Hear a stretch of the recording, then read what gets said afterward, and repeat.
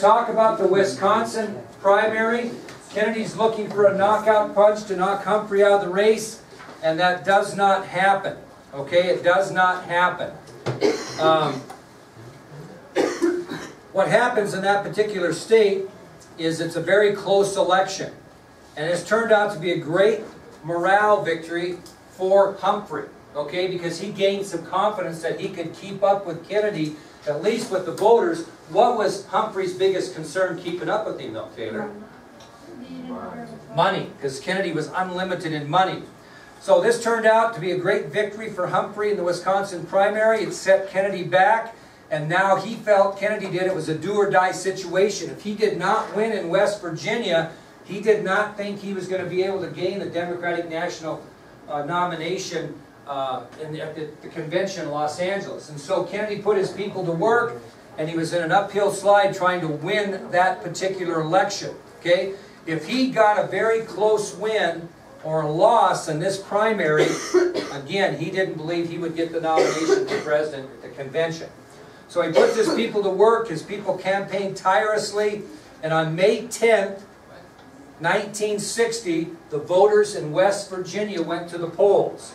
On May 10th, 1960, the voters in West Virginia, 95% Protestant, went to the polls to choose their candidate for president in the primary. Yeah? May 10th, 1960. Now, if you're in an election, what's a good percentage of the vote that would be a pretty good victory? 50-50, of course, is 50-50. So what, if you can win what percent of the vote or more, you've really kind of won by a pretty big margin. 60. Who said 60? 60. So that's a pretty good margin. Well, in this particular election, Kennedy does beat Humphrey, and he receives over 60% of the vote, which in turn, Humphrey withdraws from the race because he's beaten and he's nearly out of campaign money. So this not only got it paved the way for a real good shot at getting nomination at the Democratic National Convention, but it also kicked Humphrey out of the race. And what else did it do? It quieted the religious issue, okay? Because Kennedy won 60% of the vote in a 95% Protestant state. That was big. So, now, I want to kind of explain something. You can write this down if you want. I think you should be able to just learn it. Okay, when you have a presidential election, there's a Democratic National Convention held somewhere and a Republican National Convention held somewhere. And what happens is each state, because of their population, has so many delegate votes. And Alabama would have more than Montana because of the number of people. And what happens is people meet, and at this time in history, a candidate needed 761 delegate votes to gain the nomination. And what they do is they go through a roll call, and they start at the start of the alphabet. Like, I don't know if Alabama is the first state in the alphabet at this point, but Alabama. So what happens is, when it's time to vote, and of course all these candidates are running around trying to get people to give them their delegate votes, and even though Kennedy looked like the front runner, anybody could have come back and won the nomination depending on the number of delegate votes they received. So it goes something like this in those days. They'll call an Alabama, the great state, home of the national champion, Alabama Crimson Tide, give their 37 delegate votes to the next president of the United States, John F. Kennedy. Then they go down the line and down the line and down the line. Well, as this convention continued to go, what happens if by the time you get all the way all through the states and a candidate doesn't have the 761 delegate votes? What happens? They just start over. And all the votes, they could have 760, and if they don't have 761, they start over and everything can change. And people start, strong-arming people and talking to them, and votes get changed. So if it goes to a second ballot, it's just kind of a nightmare. And if Kennedy knows that if he can't win on a first ballot, he doesn't know if he can hold off Stevenson's supporters and Johnson's supporters who may come back and get him on a second ballot. So what they do is they go through this roll call, and he was short when they got to what state? Wyoming. Now Wyoming's the last in the alphabet. So if Kennedy does not get the votes to 761 with Wyoming, we're going to a second ballot in history states, which I'll talk about in a minute. I'll wait on that. Well, anyway, and Wyoming stands up. I don't remember what they said, but you'll see it on the video. The great state of Wyoming gives their 23 delegate votes to the next President of the United States, John F. Kennedy, and Kennedy wins the nomination on Wyoming's 23 delegate votes at the end of the first roll. Okay, so if it goes to a second ballot, I'll talk about that in a minute. So with Wyoming's support at the end, Kennedy gained the Democratic nomination for president. And what's his next task of doing? Picking a running mate. And who does he pick? He picks, very good, Senator Lyndon B. Johnson of Texas, who at the time was Senate Majority Leader.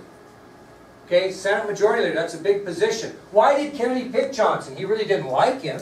He had a lot of power in this country. He had a ton of, well, that also, in what part of the country was Kennedy going to need some help?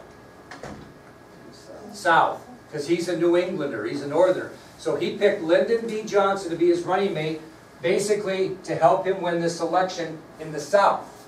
Okay? Now, here's the historic things. I want you to listen to this. Historians state that if Senator Johnson had stepped into the race a few weeks earlier than he did, or if two-time loser Adlai Stevenson would have said yes right away, most historians will tell you that that would have gone to a second ballot and John Kennedy would have never been elected President of the United States and we wouldn't be sitting in this class today. That little tidbit, that Adlai Stevenson really, he liked the attention but never would commit himself to taking the nomination, and Lyndon Johnson got in too late. Okay? Historians say that if those people would have done just a little bit different, that there wouldn't have been a first ballot win for Kennedy and he never would have won on a second ballot. Never.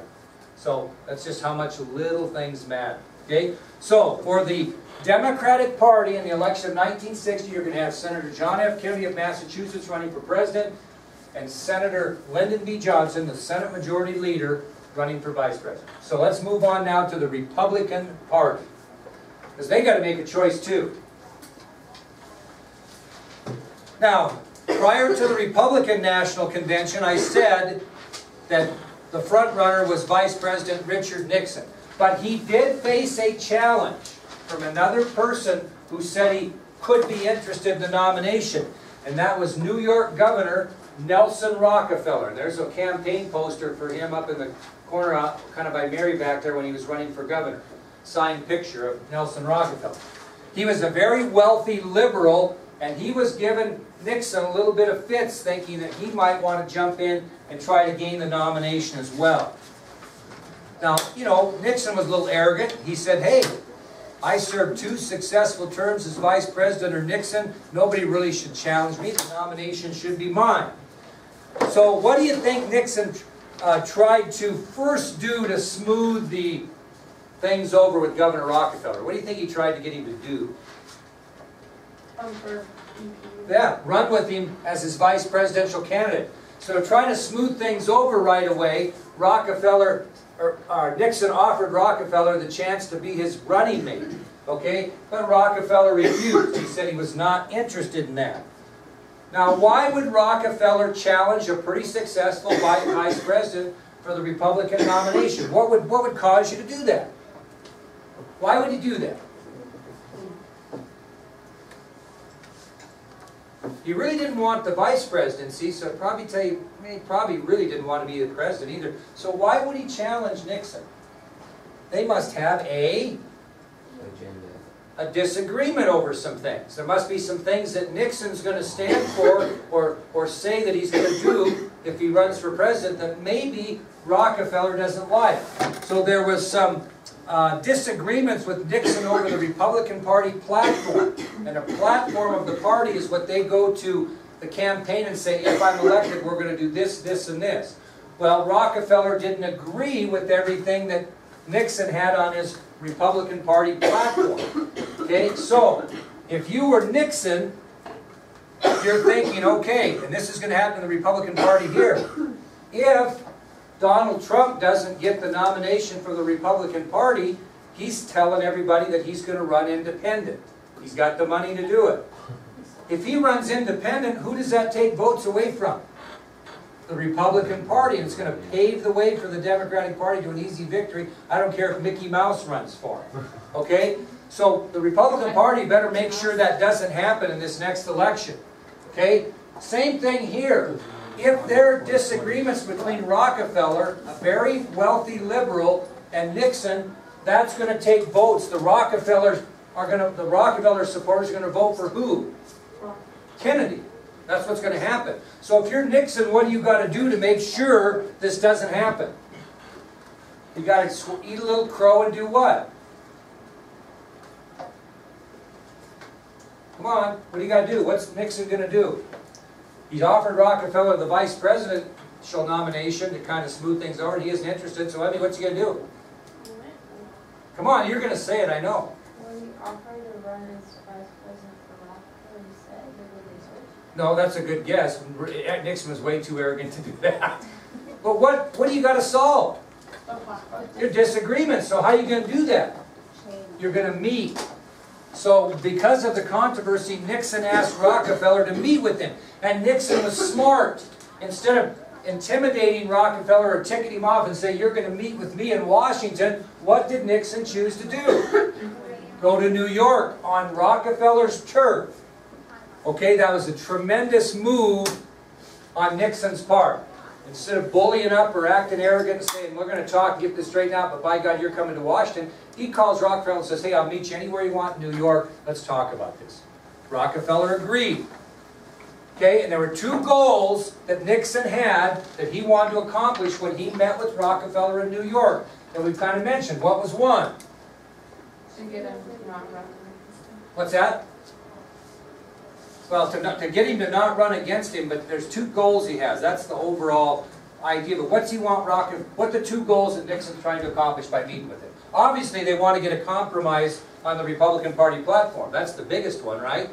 They want, in other words, Nixon's going to have to listen to Rockefeller, and Rockefeller says, well, I'd like to see this brought into the Republican Party platform. Then Nixon's probably going to say, okay, I'll do that. What else is he still going to try to get Rockefeller to do? Run with it. So the two goals that Nixon has when he meets with Rockefeller in New York is to convince him to be his running mate and to try to work out a compromise in the Republican Party platform. Okay, those were the two goals that Nixon had when he met with Rockefeller. Get him to run as vice presidential candidate with him and to compromise the platform. Nixon only accomplished one of the two goals. Which one was that one? Sadria? Probably the compromise. Very good, the compromise. Rockefeller really never wanted to be in politics at that high a level either way. He just wanted liberal views voiced in the Republican platform. And when he did that, they said okay, which is kind of unusual because at the time the Democrats were considered a little bit conservative and the Republicans were liberal. It's kind of reversed. All right, well, we have the Republican National Convention. It's a no-brainer. Nixon is elected early in the first ballot. Didn't have to go all the way to Wyoming to get his nomination. And guess who he chose as his vice presidential running mate? Matter of fact, whoever gets this, I'm giving a t-shirt to when they come in. Okay, now who do I owe a t-shirt to? Callie? Okay, you only get one. So I'll take your answer. I'm going to give a t-shirt to somebody that can tell me who he chose Nixon to be his running mate. Nope. Come on, think, I emphasize this, think. Look in your nose. Raise your hand if you got to raise your hand and tell me. It's worth a t-shirt. Nope. Henry Cabot Lodge Jr. Yeah! That's why I told you to double circle that. So the man that Nixon chooses to run as his vice presidential running mate is Henry Cabot Lodge Jr., who ran against Kennedy unsuccessfully for the Senate seat in Massachusetts. So this guy's going to have the distinction of getting his butt kicked by Kennedy twice. So this, very good. That way, Taylor. T-shirt city. Okay, any questions on that? That takes us to the campaign begins, the great debates. The campaign begins, the great debates. Now this 1960 campaign has going to provide two interesting scenarios that have not occurred ever before in a presidential election. Okay, again, this election of 1960 is going to provide two interesting scenarios that have never occurred before in a presidential election. Anybody want to try to guess what one of them is? Televised. It's going to be the first political campaign televised. And I'll give you an example of that in just a minute. Well, I'll give you the example right now since Jacob came up with it. So the first time in history a presidential campaign would be fought on television. I'll give you a little statistic. In 1950, 10 years before, 4 million Americans enjoyed the luxury of having a television in their home. In 1950, 4 million Americans had the luxury of having a television. It was a luxury to have a television in their homes. By 1960, by the time this election began, that number rose from 4 million to 44 million people. So 40 more million people had televisions in their homes from 1950 to 1960. Thus, this became a television campaign. It was black and white, no high definition, probably 2 channels, but we had TV. Okay, what was the second interesting scenario that had never happened before in a presidential election? I'd be really surprised if you got this. I'd be incredibly impressed. Except I don't think it's going to happen. I'll just tell you. For the first time in history, a presidential candidate promised in the campaign to visit all 50 states. That had never happened before. One of the 2 candidates promised to visit all 50 states. Now, why does a presidential candidate not usually visit all 50 states, Emery? Other than maybe money and time. It's dangerous. No, not so much. Because they know they can't get them votes. Or they don't care. Now, you're not going to see a bunch of presidential candidates spend 4 or 5 visits to Wyoming or Montana in this next one, because they're not worth very many electoral votes. Now, although it may happen, depending. But Richard Nixon promised at the start of the campaign that he would visit all 50 states. He made that campaign promise. That would be the first time that would ever happen in American history as far as a political election went. Okay? So he promised that. So the 2 interesting scenarios for this election, number 1, for the first time in history a presidential campaign would be fought on television. And number 2, Nixon promised that he would visit all 50 states during the campaign. That was big. Now, what else happened for the first time? We had our first televised debates between candidates. And they were known in history as the Great Debates between John F. Kennedy, Senator of Massachusetts, and Richard Nixon, Vice President. First time we had debates on TV. And these occurred in the months of September and October 1960. September and October of 1960. How many 1-hour debates did they have? Let's have somebody take a guess here. How about it? Let's see. Keller, we haven't picked on you today. How many 1-hour debates do you think they had in those 2 months? 6. A little less than that. 4. 4. They had 4 1-hour debates. Now, they were held in 3 different cities. Let's just see if we can figure this out. They were held in 3 different cities. So, Mauricio, give me a guess on one city in which maybe these debates were held. Well, you got to take a guess. Where do you think they held these debates? 4 debates in 3 cities. In other words, one city held 2 of the debates. What do you think? Well, come on, pick a big city. New York. Way to go, Mauricio. Actually, 2 were in New York. So there were 2 in New York.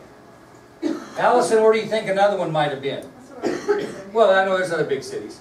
We're going to visit one in March. The state? Oh. Washington, D.C., there was 1. 2 in New York City.